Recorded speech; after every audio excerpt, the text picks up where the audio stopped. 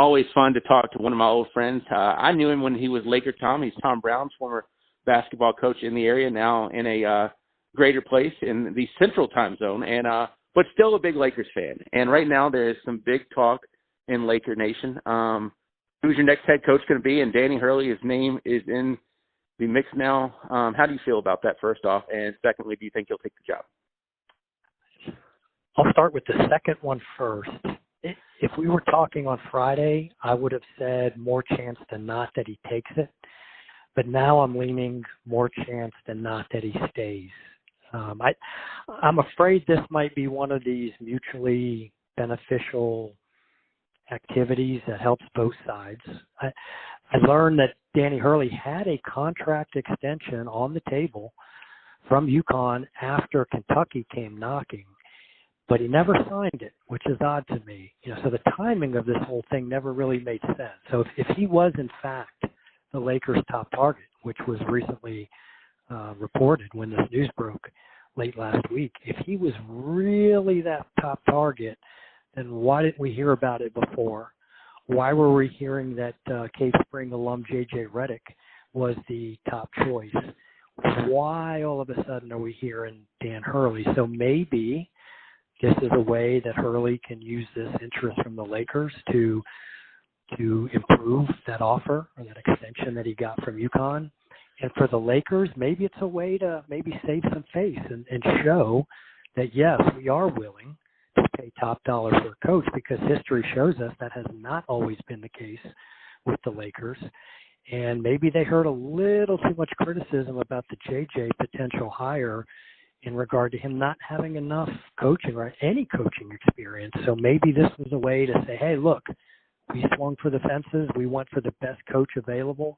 I've heard 8 years, $12 million a year, a lot of money out there.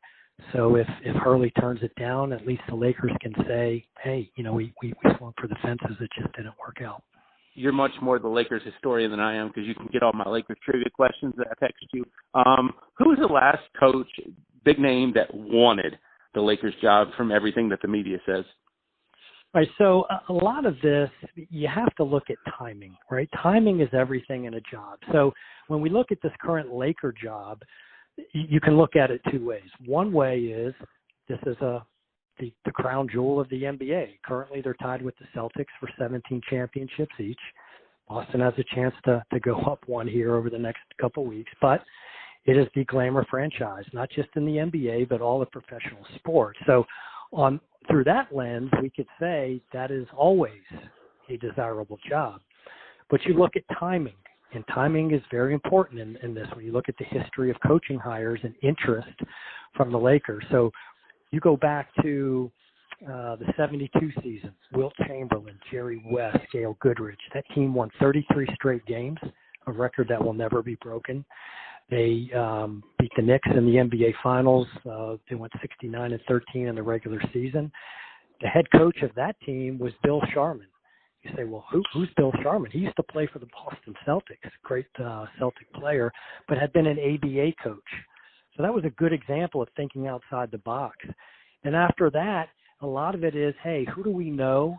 Who do we trust? Who's in-house? And then you go to Jerry West. Jerry West coached the Lakers from 77, I think, to 79, top 15 player of all time in this league.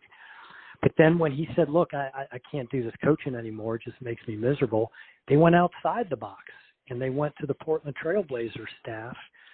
That team had won the championship in 77 with Bill Walton leading the way, the late, great Bill Walton. And Dr. Jack Ramsey was the head coach. This unknown assistant, Jack McKinney, was an assistant. And he actually was the coach out of nowhere that they hired in 1980. I think he coached the first 13 games or so, got in a terrible bike accident, had a brain injury. And then they kept it in-house. Paul Westhead was an assistant. He used to coach at LaSalle there in Philly. He was the assistant. They promoted him up.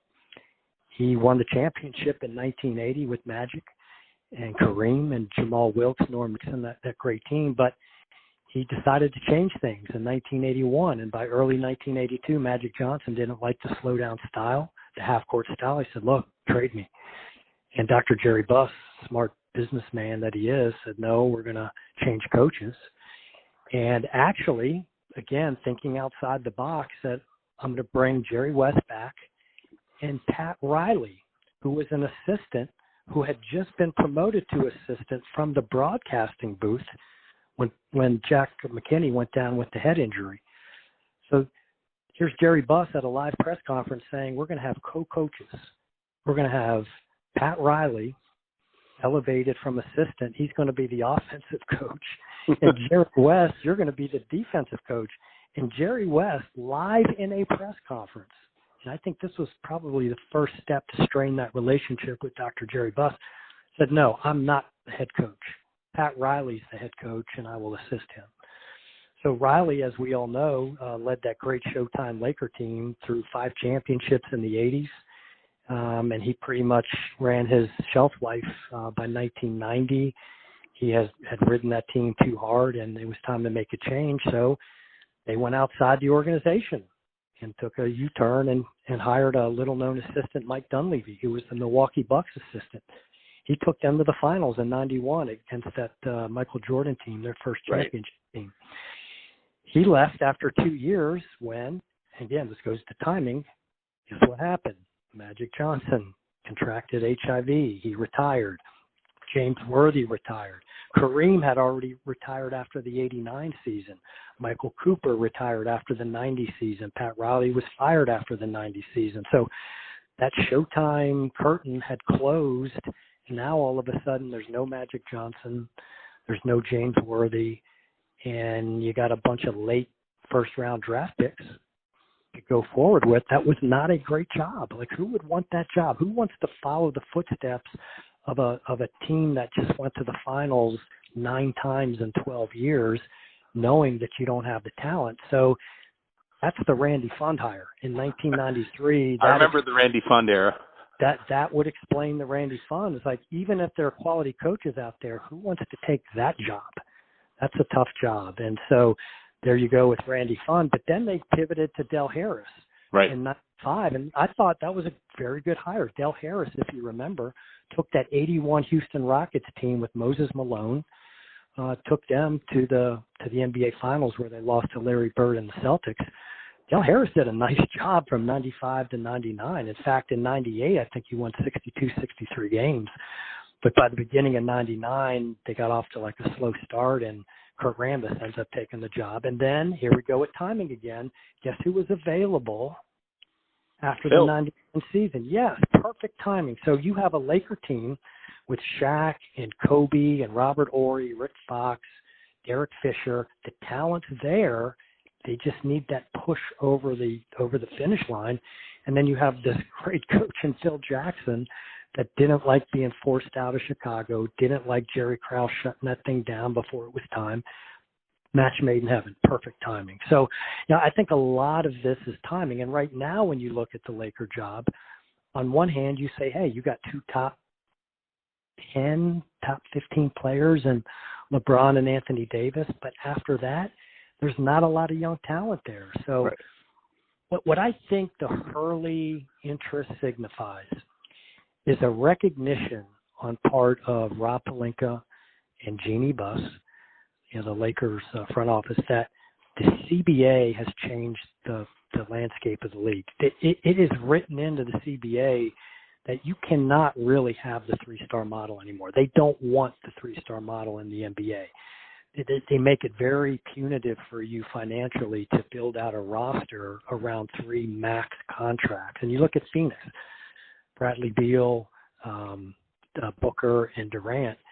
Unless you pick the perfect 3 guys, you're going to miss because you don't have the resources to pay the role players to fill out the roster. You talk about role players, look at Dallas. Look what they did at the trade line, picked up a couple nice role players. Boston has some very nice role players. That's the model going forward. 2 stars and a bunch of nice complementary pieces that you develop internally. And I think the Hurley interest indicates the Lakers' recognition that we want a guy here long term. We want to build a program. They use the word program. That's a college term. That's a college culture where you build a culture, you draft guys, you develop guys. I think of Austin Reeves developing under Dan Hurley, Rory Achimura developing under Dan Hurley. That's what you want with a guy like Hurley, is someone who can build a culture and be there for 6, 7, 8 years. I think the Lakers have realized how difficult it is to go through coaches as fast as they're going through coaches, and they know that that's not good business, because if you're a coach looking at that job, you're going to say, well, wait a minute. Frank Vogel won a championship in 2020, and then 2 years later he was fired. There's no job security there. So I think the signal is, hey, we need to change with the times. We need a guy here long term. We need a guy to build a culture and develop talent, and that's what Danny Hurley does a great job at. Like the two guys he's going to have as lottery picks in this year's draft weren't recruited that high. He developed those guys. Same last year. So excellent developer of talent. My only concern would be fit as far as personality.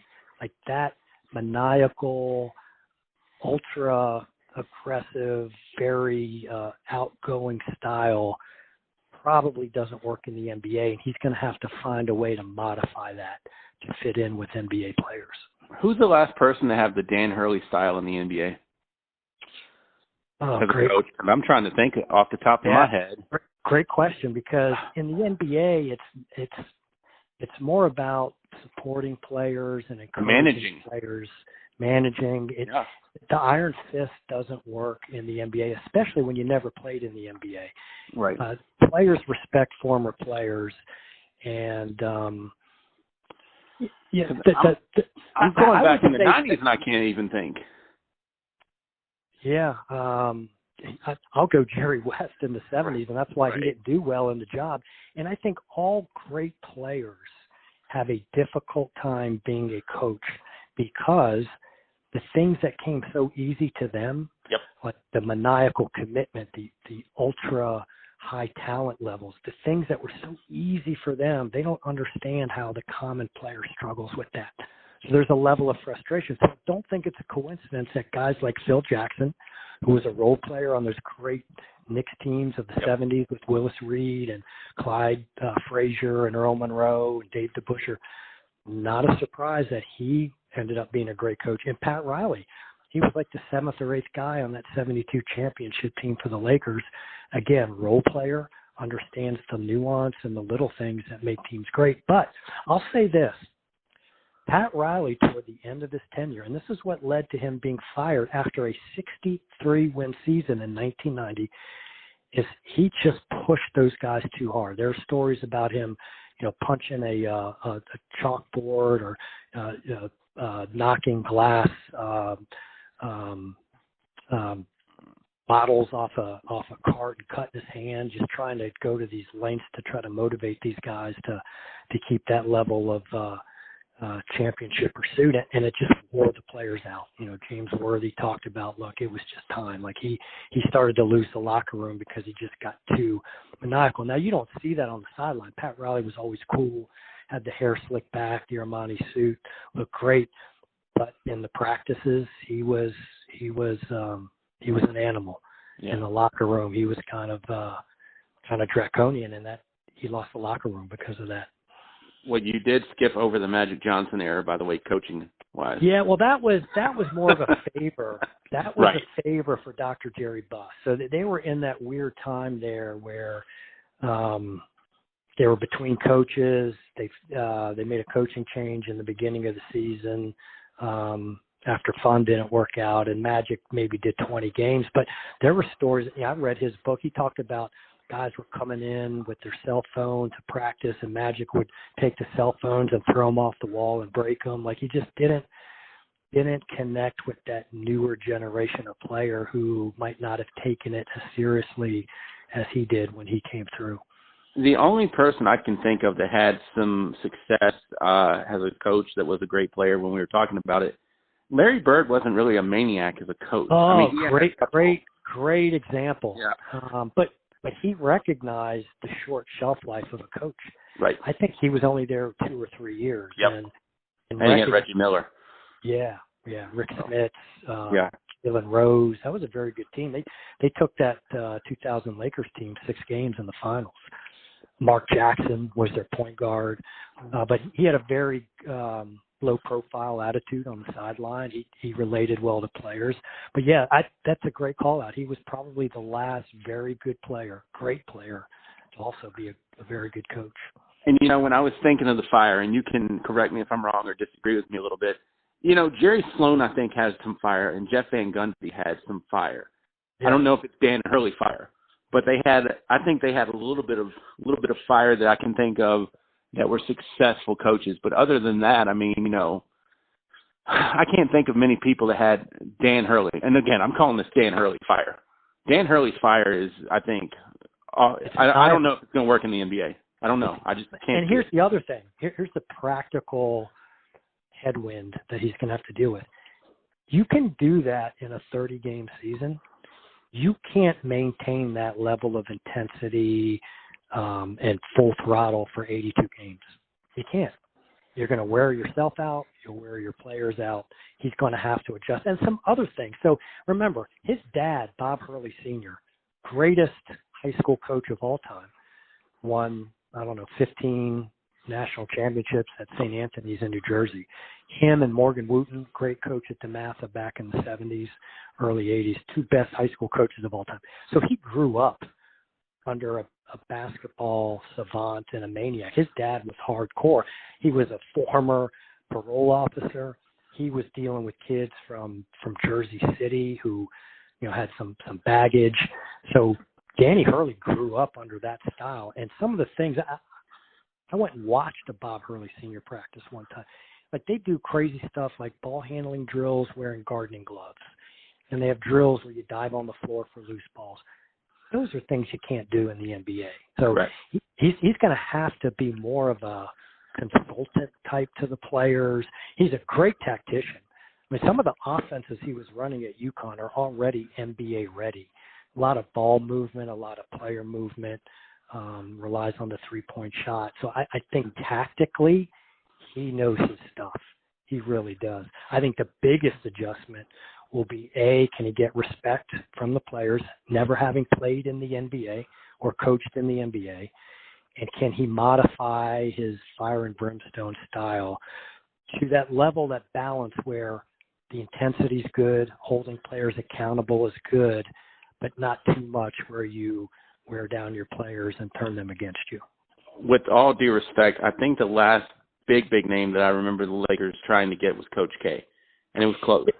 It was close, but let's look at the other storied franchise in the NBA, Boston Celtics. Let me rewind Coach K real quick, and we'll look at the Celtics too, because I got them pulled up. Don't worry about that. When they got Coach K, when they were courting Coach K, and Kobe was in on that, if I'm not mistaken. Yeah. Who did they end up getting? Where are we at on the Lakers timescale for that? That would have been, oh boy. Because I'm looking at I've got the name. That would have been Mike Brown. That would have been Mike Brown, I think. Which was not a loser of a coach. No, it came from the Popovich tree out of San Antonio. A great defensive coach, which is something the Lakers needed. Because after Phil, we had Rudy T. Rudy T, yeah. Rudy T had health issues. I don't think he was ready to come back. I think he got into it. Make the whole year. He did 30 games, and he said, 43. I can't take the grind. Right. So that was just a bad fit. Now, again, that was driven on, hey, this guy's won championships. Right. With Stin, he'll have the respect of the players. He's a great basketball mind, but they didn't look at the fact that he had some health issues. Right. And the NBA is a grind, man. Like, you're traveling, you don't get to practice a lot. And that's the other thing I'll say about Hurley. In college, the practice is your lab, same as high school. Like, that's where you do your stuff. You do the stuff you love the most, practice. In the NBA, there's not a lot of practice. You might have a shoot around the day of a game. You're either traveling or playing, and that will be an adjustment for Hurley. I know he loves practice. He might not give that up. But, back to that Laker list. So you also had D'Antoni in there. Yep, right after Mike Brown.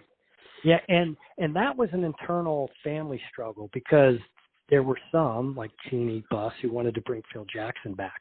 And they actually had an offer. Mitch Kupchak was the GM at the time. They had an offer ready to bring Phil Jackson back for the third run. But then the brothers, Jim Buss and Johnny Buss, who were clashing with Jeannie Buss, didn't like Phil Jackson because he was just too much of a personality, took over everything. Heck, he actually kicked Jerry West, the logo, out of the locker room in 2000, said, get the F out of here. So Johnny and Jim Buss did not like Phil Jackson, and they pulled a coup at the end and quashed the Phil Jackson, embarrassed him actually, and went with D'Antoni, which, again, bad fit. Like his style of play, 7 seconds or less, we're getting a shot up, a lot of three-pointers. Guess what? The Lakers didn't have the personnel to play style, so that was just a bad management of assets there. Bad decision. But bad timing. Maybe with another roster he would have been great, but that just didn't fit his style of play. Then we go Byron Scott, former Laker. Okay, so this makes sense through this lens.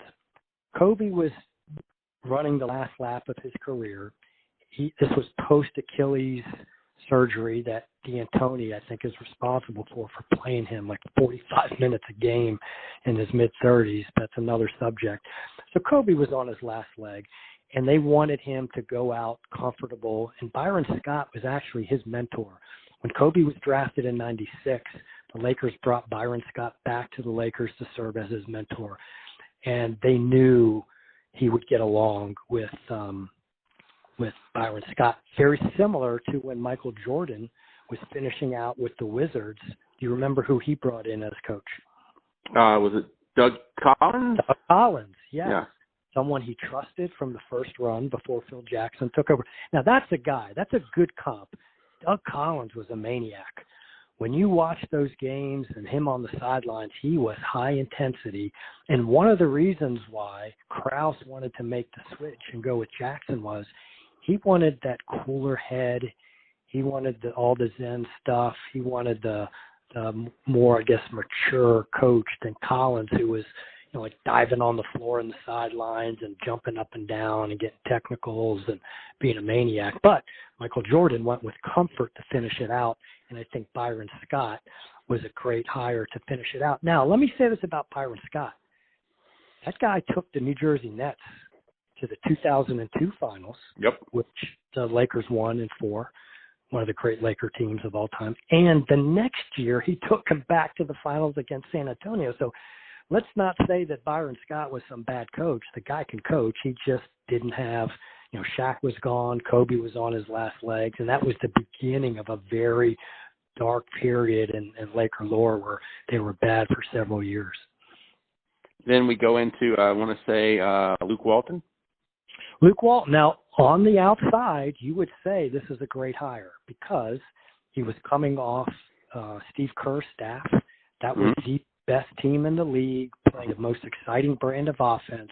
Luke Walton was a former Laker. He won a championship with the Lakers in, I think, 2002, and someone they trusted, and he had proven himself. Kerr had some kind of back surgery or something one of those years.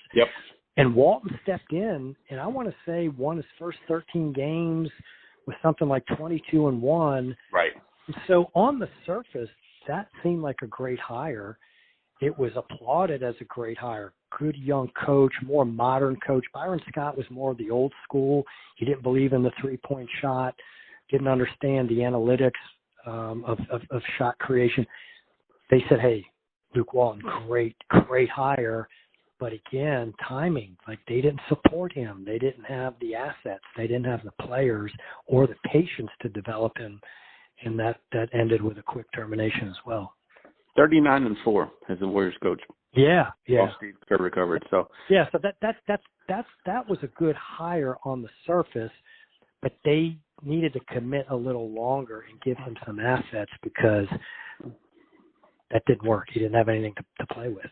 Then it goes to Frank Vogel. All he did was win a championship. Yes, and then so let me say this. This is where front office meddles and creates problems. So that 2020 team was built. First of all, Vogel was the third option. They really wanted Tyronn Lue. Again, former Laker, won a couple championships in 2001, 2002, won a championship with LeBron in Cleveland. But the Lakers didn't want to go the fourth year. it broke down over the length of the contract. Lakers offered 3, Lou wanted 4, and they said, well, we'll go to Frank Vogel. Great defensive coach. That Laker team in 2020 was built perfectly for him. You had Anthony Davis, Dwight Howard, JaVale McGee, 3 very good defensive post players.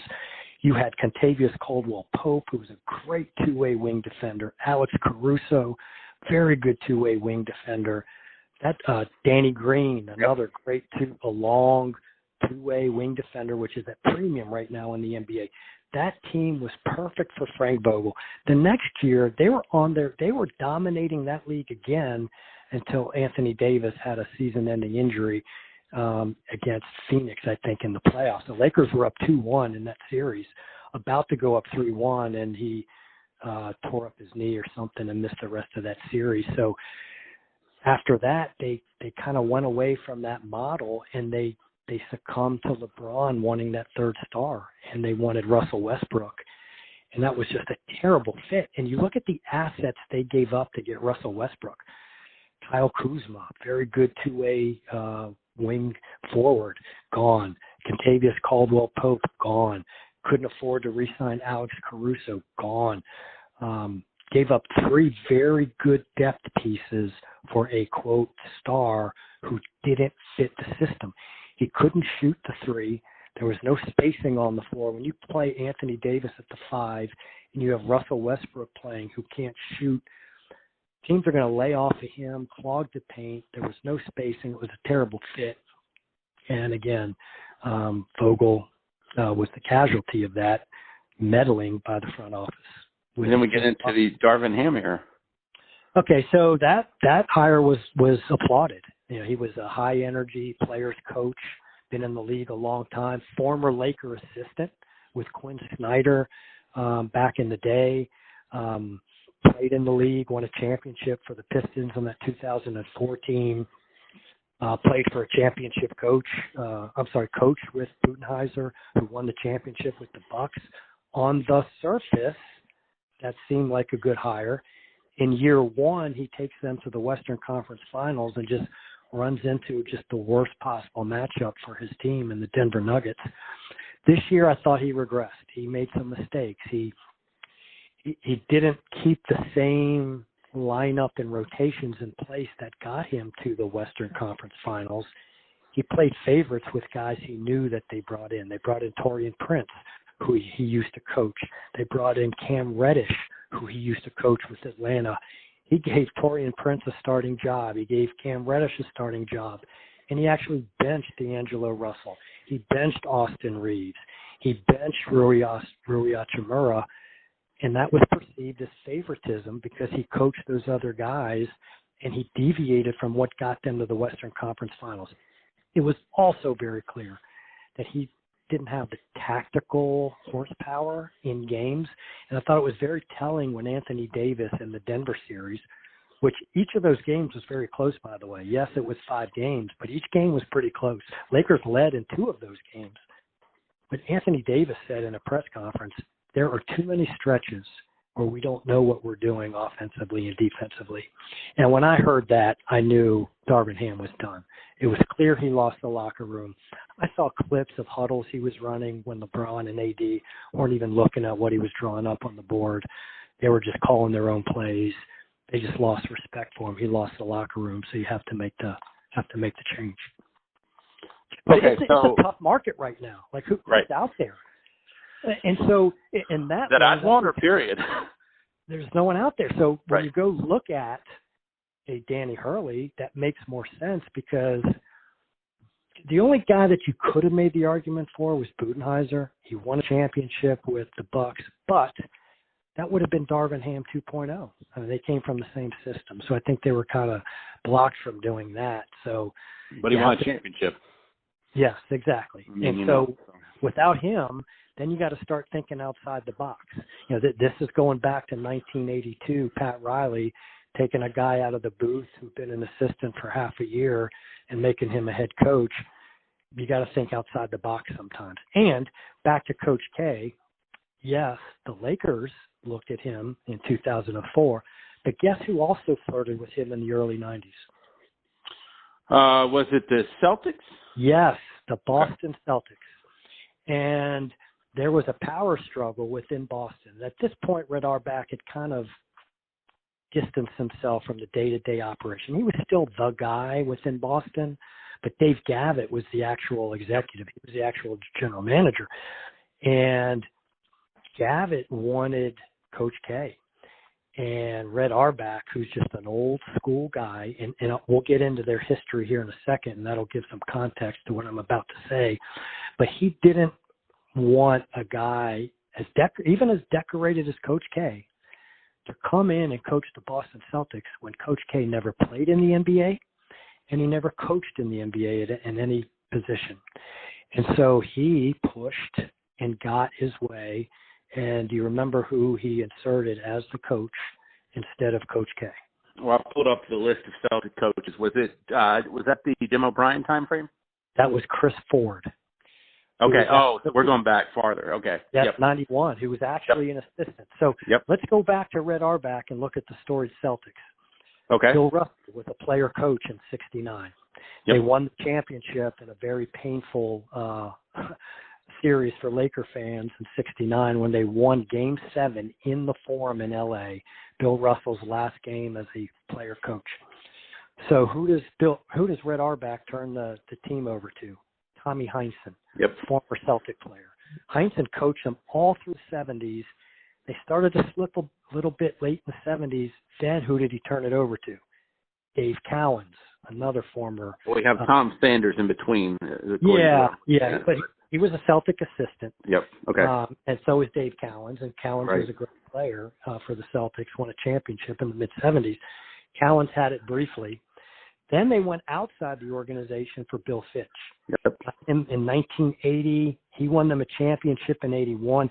Fitch had been a coach for the Cleveland Cavaliers, one of the middle-of-the-pack playoff teams in Cleveland that never made a conference final but made the playoffs. Fitch would win, 45, 48, 49 games a year.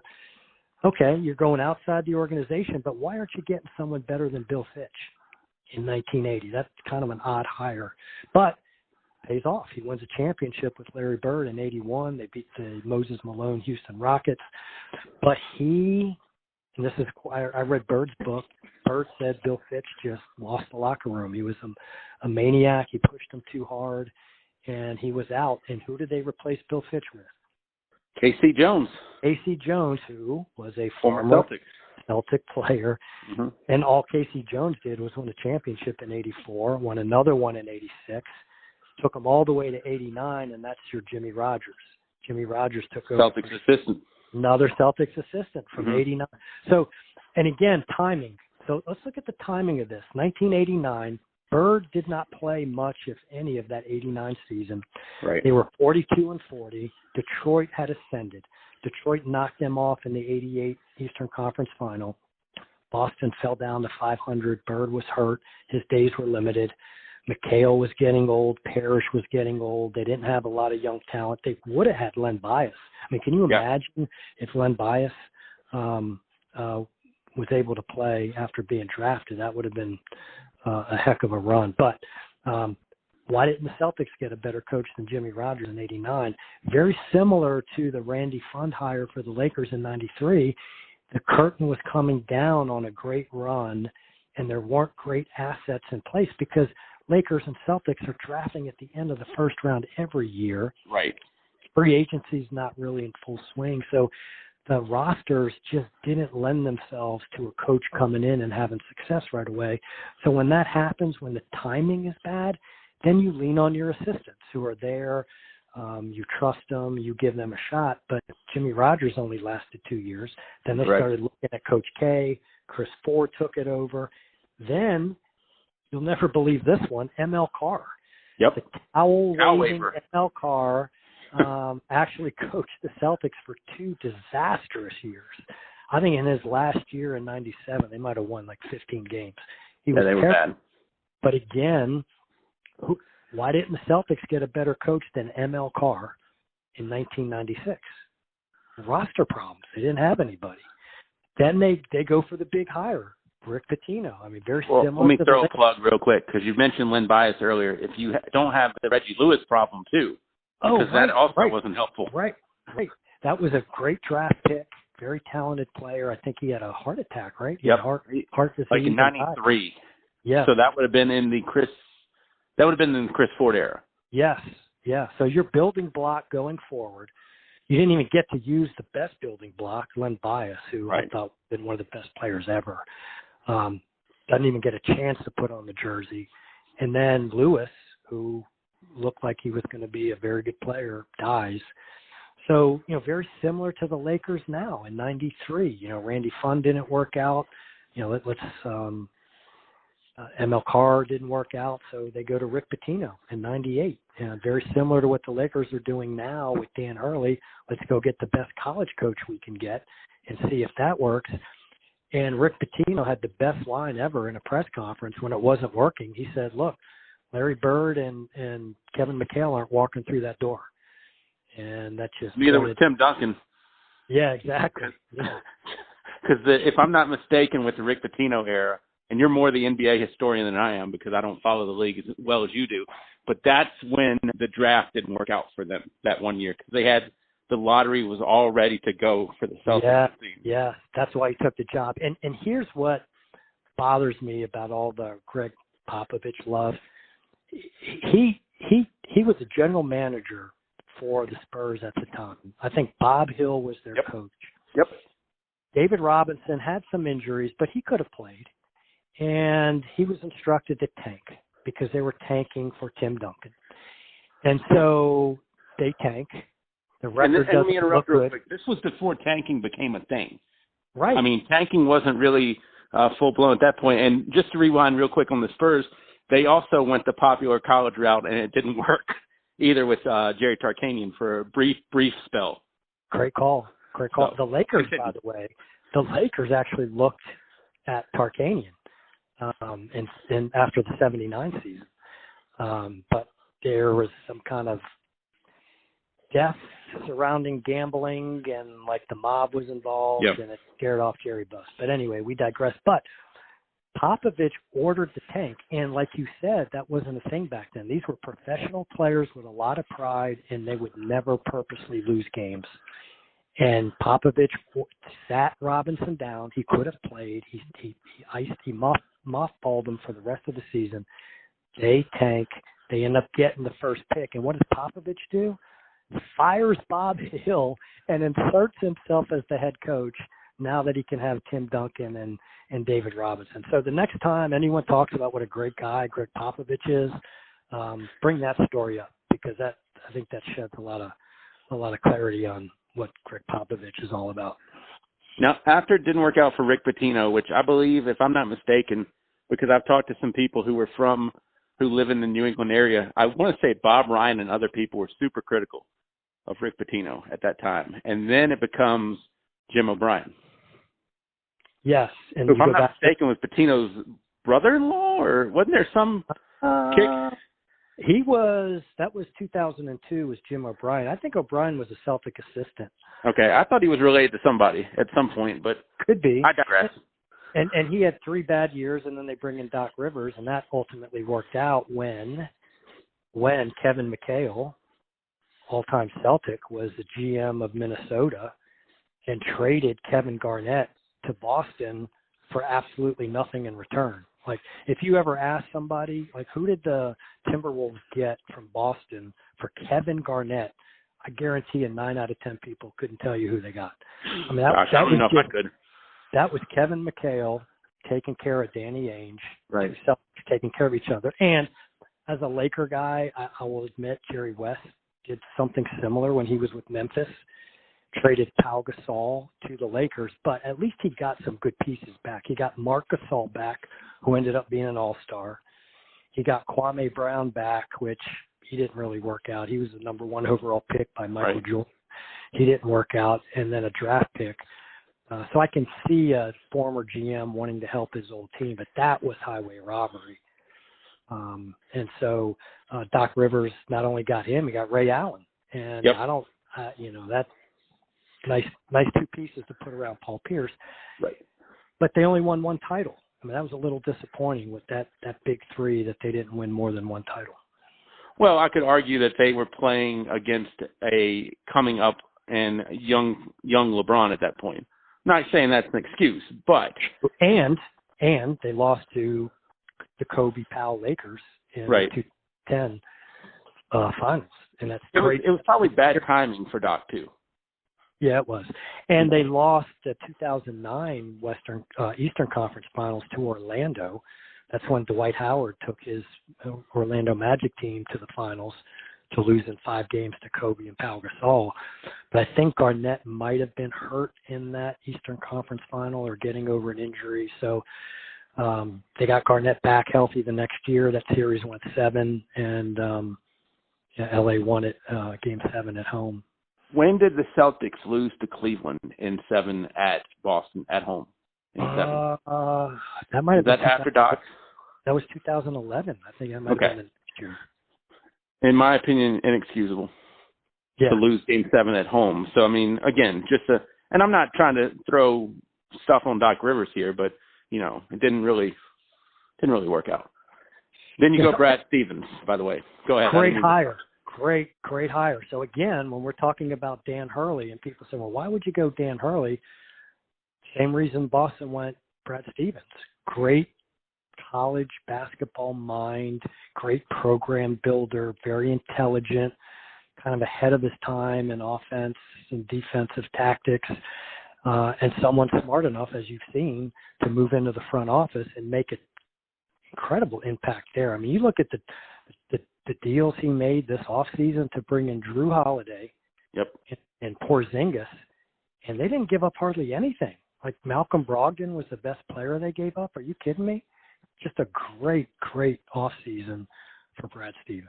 And there's a difference between Dan Hurley and Brad Stevens on the college level. Dan Hurley was a winner. Brad Stevens, I'm not calling him a loser. He got to the finals against Duke, right? And Gordon Hayward. Yeah, Hayward had the half-court shot against Duke that would have won the national championship. Mm-hmm. And then they went back again and played UConn. So, yeah, to take Butler, like that's a different level of achievement, but still very impressive. But for not only did Hurley win 2 in a row, they dominated. I mean, you look at their scoring margin in those games, they just dismantled teams. This was the one year to where normally the NCAA tournament champion always has a close game, and it didn't really happen. Never happened. Like it normally does. Let me get you to a last question here, and we love the NBA history talk. We'll do it some more. If you don't get Dan Hurley, which as of the time we're recording, Dan Hurley's not decided, do you go J.J. Redick, or is J.J. got hurt feelings and be like, no, I don't, he's not going to get Dan Hurley money for one. Correct, because he doesn't have the coaching experience in 2 national championships that Hurley has. I think he knows that, and this might be part of a negotiating ploy by Rob Pelinka. Like, hey, JJ, maybe they talked, and maybe JJ was looking for more money. Maybe this is a way to show interest in Hurley and have JJ be a little more realistic. But I think they go Redick because it's such you think Redick takes it, though? Yes. Okay. I think it's such a weak coaching pool of candidates that if you're ever going to go out of the ordinary and go off in left field, this is the year to do it, because there's just no conventional coach. Like, you can get the Minnesota Timberwolves assistant. Maybe you can get the Denver Nuggets Adelman as the assistant and give him the job, but they haven't proven anything as a head coach. So, JJ has proven he understands the game. His podcast with LeBron, his tactical knowledge is superior. When you go through his understanding of offense, for him to impress LeBron, I think that speaks volumes. And remember, the Lakers leaked that they viewed J.J. Redick as a potential Pat Riley type coach. Yep, and I do too. I agree. I think he's brilliant. And again, the NBA, like if they gave him experienced assistants, I think you can get over the fact that JJ doesn't have the head coaching experience. If you can give him like I've seen Scotty Brooks' name mentioned, who coached the Wizards and coached OKC to the finals, by the way. If you can get someone like him on the staff, if you can get another experienced assistant like a Sam Cassell. Weren't they talking someone from Charlotte as a Borrego. Yeah, Borrego. Yeah. He was an assistant at New Orleans when Anthony Davis was there. So Anthony Davis likes him and gave him the seal of approval. Borrego was the head coach at Charlotte. He didn't do well, but let's face it, didn't have any talent either. So that could be a guy. If JJ's feelings are hurt or that doesn't work out, I would say Borrego would be the next guy. I would make him the most likely selection because he's got head coaching experience, because Anthony Davis likes him. And really, this pick has to be more about Anthony Davis than LeBron James, because LeBron's got 1, maybe 2 more years left at this level. Anthony Davis has 4 or 5. We're not talking LeBron at 2006, 2007 prime LeBron either. Right now. So I mean, we've got to be realistic about this. Yeah. And so, looking long term, you got to appease Anthony Davis, I think, more so than LeBron, if you're looking long term. Yeah. Now, a couple more questions. I said I lied real quick, so I'll keep it short. I did get a text alert on my phone earlier in the day and said the Lakers were in stealth mode for Jay Wright. That does not make sense to me, because now I think you're getting bad. All right. So I actually think, and this was the first name that came to my mind when Darvin Ham was fired. If the coaching pool was bad in the NBA, which it was, and they wanted to look college, I thought and still think Jay Wright would be the perfect personality and style for the NBA. He's cool. He's level-headed. He's won 2 championships at Villanova. He, I think, worked as an assistant on Team USA, so he's worked with pro players before. But here's what gives me pause. Like Dan Hurley, he's a Northeast guy. Yep. He coached at Drexel. He coached at Hofstra. He coached at Villanova. And when the Sixers job came open last year and his name didn't surface, that told me he doesn't want to coach in the NBA because he's a Philly guy. He could coach right there with a good roster, and his name was not even mentioned unless they did that stealth behind the scenes. They went with Nick Nurse, who won a championship with Toronto. That's a great hire. But that just gave me the indication that Jay Wright might be done with coaching, really likes the cushy, NCAA analyst role there with CBS. And so if it ended up being Jay Wright, if they threw that kind of money at Jay Wright, and they ended up hiring him, I would love that hire. I think he'd be a great fit. 2 things. I hope Jay Wright does not go the route of what John Gruden did, because John Gruden was kind of that hot coach talk for a long time. John Gruden stayed, I think, in TV almost too long, because then when he came back, it didn't go well. Right, and the game had almost passed you by a little bit. Right. But I just don't know, one of the things that concerned me when Jay Wright left Villanova, he said, once you realize that you don't bring the highest level of enthusiasm to the room, then it's time to go. And can you recharge that being away for a couple years? Maybe the challenge of the NBA. You don't have to worry about, maybe he left also because of the landscape of college, and this might impact Hurley as well. Sure. NIL is a pain.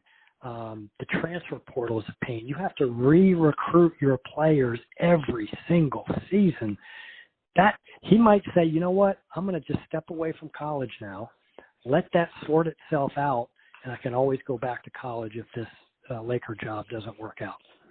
Yeah, and with that being said, I still think you're going to have more, even though with the NIL and the transfer portal and all that jazz, you still have more control over your roster than you do if you hit the NBA. And I'm really shocked that, I think when the next big college job comes open, and I'm shocked Kentucky didn't really make what I would call a strong pitch for Billy Donovan, because Billy Donovan, to me, you've coached in the high school ranks. What coach doesn't want control? I mean, when you get your own players, it's much different. Remember the Bill Parcells great quote when he was at New England. He says, "If I'm expected to cook the meal, I need to shop for the groceries." Yep. And so I guarantee you, part of the conversation that took place in L.A. this weekend with Dan Hurley and Rob Pelinka and Jeannie Buss was, how much control does he have over the roster? I think if they do hire Hurley, it will steer the Lakers away from the mega trade. So there are two courses of action for the Lakers now. Sure. Do you use all of your assets and go for the third star, a la Donovan Mitchell, Trae Young, someone like that? Or do you use your 3 draft picks that you can trade, maybe some current players, and do the role player model where you upgrade your role players? I think if Dan Hurley is hired, that makes it very clear that they're going to go with the keep your draft picks and develop your players and go the role player route, because very similar to Harbaugh for the Chargers, he knows all these college players. He's recruited them. He's coached them or coached against them. Sure. They're going to make the best draft picks. I think if you give Dan Hurley 3 consecutive years of first-round draft picks, I think New Orleans does own their 2025 next year, but there's 3 others after that. If you give Dan Hurley those draft picks and you give him control over roster, I think that makes the job more attractive for Hurley. And I don't think in the NBA, in my opinion, unless you get the LeBrons and the people like that, they're 1 out of a million. I don't know that you're building through the draft like you once were. I think now you're building through free agency. You're building through supermaxes. I did see something on my alerts too that said one guy for the Lakers maybe that wanted to come was Laurie Mikeman. That would be a perfect fit next to Anthony Davis, because now you've got someone who's like 6'10", who can shoot the 3, can handle the ball, can stretch the floor. But I don't know what Utah would want in exchange. I don't know if you're going to empty the chamber of your gun and drop all of your assets. Are you doing that for Lauren Markin? Well, I was going to say, is that a role player or a superstar? He's in between. And Okay. another guy that fits that is Mikal Bridges at New Jersey. He'd be the perfect in between. He's better than just a role player, but not quite the superstar, but would be a huge upgrade over the role players. I think the model going forward is 2 stars and very good role players that complement your 2 stars. And that's something the Lakers haven't had in the last few years. Their role players have not complemented their 2 stars. Right. They have, for example, they have Rui Hachimura, who's very good offensively, but as you saw in the Denver series, struggles with screen navigation. He couldn't chase Michael Porter Jr. around. Michael Porter Jr. averaged 23 a game and shot like 60% against Rui Hachimura and the Lakers. That's a one-way player. Same with D'Angelo Russell. Very good offensively, but as you saw, couldn't guard anybody on the defensive end. The Lakers don't have that two-way role player like they had in the 2020 championship team. Kentavious Caldwell-Pope, Alex Caruso, Kyle Kuzma. They need. How much more is D'Angelo on the book for? 1 year or 2? He's a free agent, so that's okay. the first domino that's fall. If he opts out and tests the market and leaves, then his $18.5 million comes off the book. But because the Lakers are in the first apron of the luxury tax, they'll only have $13 million to play with as a mid-level exception to bring someone in to replace him. The best outcome would be he opts back in to the contract at 18.5, and then the Lakers use that salary piece combined with a draft pick or maybe another player and bring in a better fit for that team. Yeah, and I think, and I'll close on this. I could talk to you all night, and we'll do it again soon because we both have the historical landscape, I think, nailed. I remember one thing when the Lakers, if you get Danny Hurley or somebody that people want to come there and play for, that doesn't always mean good things, because I remember, I want to say it was 2000 or 2001 when the Lakers were getting into the line now, Karl Malone. Gary Payton, I want to say, was really close to end of the line.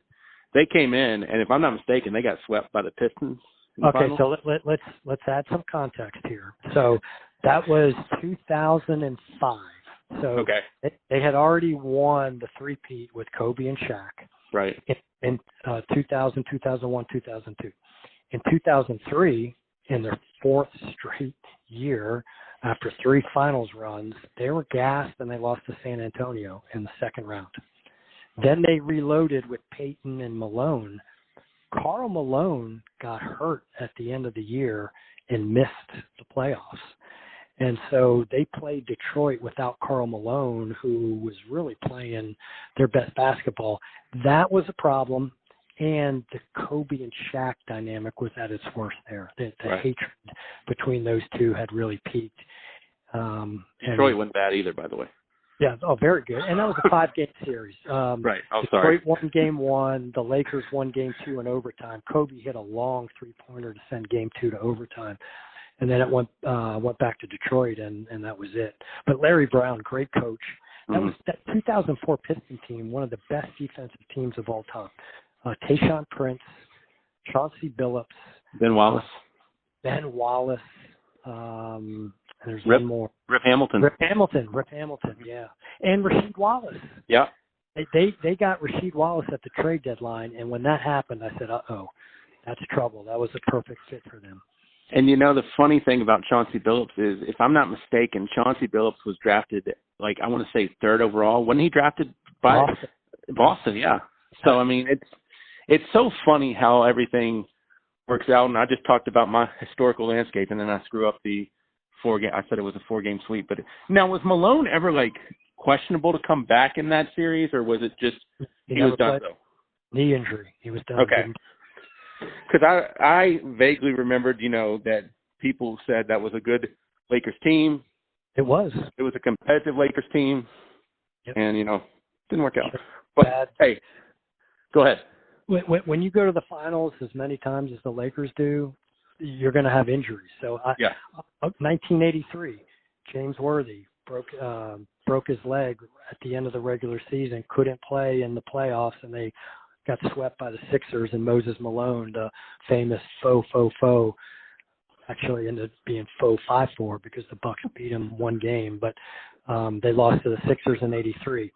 In 89, after the back-to-back, they beat Celtics in 87. They beat the Pistons in 88. Here they are in 1989. They sweep the Western Conference playoffs, not just the finals against Phoenix, the playoffs.